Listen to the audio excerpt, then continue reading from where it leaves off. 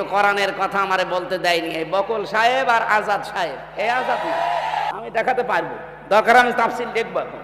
ওই যে পিসকে হুজুর কি বলেছিল, প্রধানমন্ত্রী সাতার কসুর আমি মানি না, এই জন্যই তো ওরে জেলে রেখে দিয়েছিল।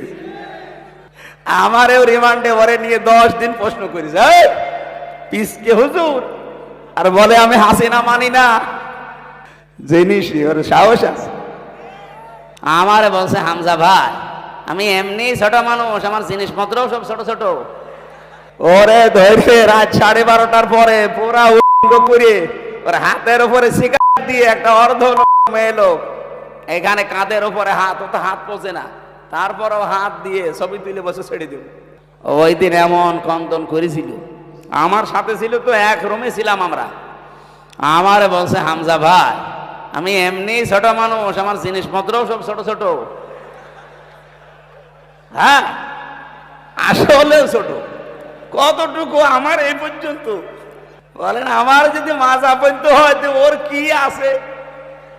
তারপরে ওরে একটা বাচ্চা হয়েছে আলহামদুলিল্লাহ। তো আমারে বলছে রাত 12:30টার পরে আমারে ওই হাতির ছিলে 2 দিকে রাস্তা ব্লক করে আমারে এইভাবে অত্যাচার করছিল। এমন কান্না কাঁদলাম ওই দিন। এক এসআইকে ডেকে বললাম যে ভাই আপনারা যা করছেন এটা